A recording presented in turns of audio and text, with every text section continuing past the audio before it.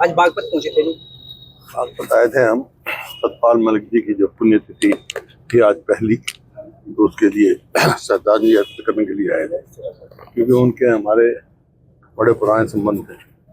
जब वो छात्र नेता थे मेरिट कॉलेज में, जब से थी, फिर उन्होंने राजनीति शुरू करी तो चरण सिंह के उन्होंने दिया और अनेक पदों पे रहे। वो सांसद भी रहे, मंत्री भी रहे, राज्यपाल भी रहे, लेकिन हमारे संबंध मधुर रहे और सदैव निर्भीक और बगैर किसी खौफ के वो आवाज उठाते रहे किसान के हित की, गरीब आदमी की। सत्ता में रहते हुए उन्होंने जो मुखर आवाज उठाई, उस पर क्या मैं कह रहा हूँ हर आदमी मुखर आवाज उठानी चाहिए। आज सच्ची श्रद्धांजलि उनको यही है कि आदमी को सच्चाई के साथ खड़ा होना चाहिए। आपने मन से एक बात की थी जी, किसानों को जो आंदोलन करना चाहिए स्वामीनाथन। नहीं, मैंने कहा है कि है, क्योंकि जब डॉक्टर मनमोहन सिंह प्रधानमंत्री थे तो एक वर्किंग ग्रुप बनाया था, उसका अध्यक्ष मैं था। हमारी रिकमेंडेशन थी ये कि किसानों को स्वामीनाथन फार्मूले पे C2 फार्मूले पे MSP मिलना चाहिए, लेकिन ये सरकार तो कुछ नहीं कर रही। कहा था किसानों की आमदनी 2022 तक दूनी करेंगे, लेकिन लागत कई गुना कर दी।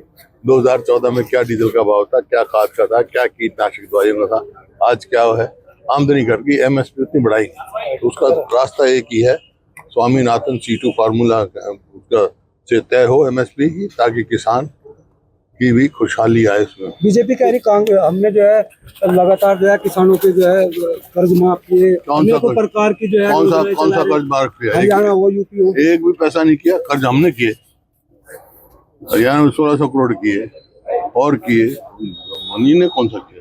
मैं मानता हूं कि जयंत चौधरी एक काबिल व्यक्ति हैं, पढ़े हुए हैं, एजुकेटेड है, London business school of economics के पढ़े हुए हैं। तो हाँ, अगर ऐसी जिम्मेदार आदमी को वो देंगे जिम्मेदारी तो ज्यादा फायदा होगा। जबकि उन्होंने अब जो बना दिया है एजुकेशन मिनिस्टर, वो पहले वाला था या ये वाले तो सब एक से ही थे। तो हाँ, अगर जयंत चौधरी वो बनते हैं तो हम उम्मीद कर सकते हैं कि वो बेहतर काम करें। मैं तो कहता हूँ, आप सबसे पहले तो मैं इसका एग्जाम्पल लूंगा जो बिहार में हुआ।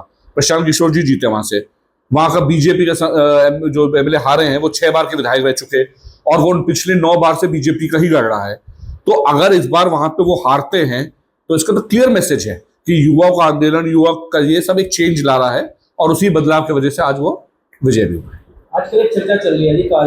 देखिए, पेपर लीक की जिम्मेदारी चाहे वो जयंत चौधरी उठाएं, चाहे कोई और मंत्री बने, हर किसी को इसकी जिम्मेदारी तो खुद ही उठानी पड़ेगी कि पेपर लीक जैसी चीज हो ना। लेकिन हाँ, ये बात मैं मानता हूं कि जयंत चौधरी एक काबिल व्यक्ति हैं, पढ़े हुए हैं, एजुकेटेड है, London business school of economics के पढ़े हुए हैं।